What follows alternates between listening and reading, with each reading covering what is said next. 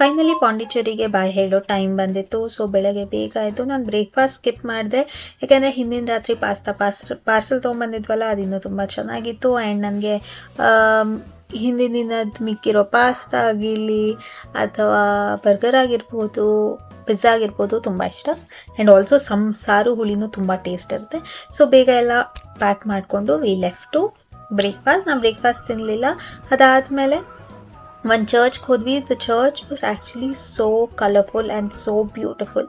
Just look at this, ಆ colour glasses window ಅಲ್ಲಿ ಎಷ್ಟು ಚೆನ್ನಾಗಿ ಕಾಣ್ತಾ ಇತ್ತು. ಅದಾದಮೇಲೆ ಆಚೆ ಬಂದಾಗ ಈ ಫ್ಲವರ್ ಸಿಕ್ತು ನನಗೆ ಚರ್ಚ್ ಆಚೆನೇ. ಅದನ್ನು ನಾನು ಕೂದಲಿಗೆ ಮುಟ್ಕೊಂಡೆ. And it was quite vibing for the Pondicherry.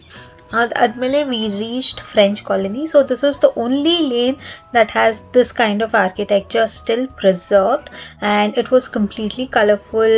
And colony ಅಂತ ಯಾಕೆ ಕರೀತಾರೆ ಅಂತ ಗೊತ್ತಿಲ್ಲ, ಯಾಕೆಂದರೆ ಬೇರೆ ಲೇನ್ಸಲ್ಲಿ ಈ ಥರ ಇಷ್ಟು ಚೆನ್ನಾಗಿರಲಿಲ್ಲ. The paintings, colour, it actually look like it was freshly painted, repainted and reworked, which was really good.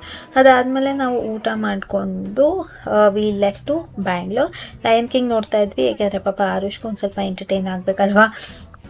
And it was a very very very long drive. I think 7.5 8 hours ಆಯಿತು ನಾವು ಬ್ಯಾಂಗ್ಳೂರ್ ರೀಚ್ ಆಗೋಕ್ಕೆ ಇನ್ ಅ stretch. ಸಂಜೆ ಸ್ನ್ಯಾಕ್ಸ್ಗೂ ಒಂದು break ಕೊಡಲೇಬೇಕಾಗಿತ್ತು. So ನಾನು lemon tea ಕುಡಿದು ಒಂದು ಸ್ವಲ್ಪ hi ಅನ್ನಿಸ್ತು.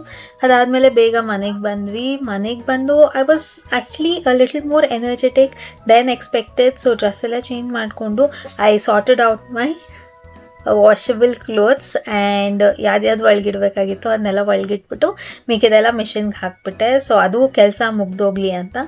ಆ್ಯಂಡ್ ನೆಕ್ಸ್ಟ್ ಡೇಗೆ ಅಷ್ಟೊಂದು ಸ್ಟ್ರೆಸ್ ಇರಲ್ಲ ಅಂತ ಒಂದು ಬ್ಯಾಗಲ್ಲಿ ಒಳಗಿಡೋದನ್ನೆಲ್ಲ ಇಟ್ಬಿಟ್ಟು I sorted it out. I hope you like the series. Thank you so much.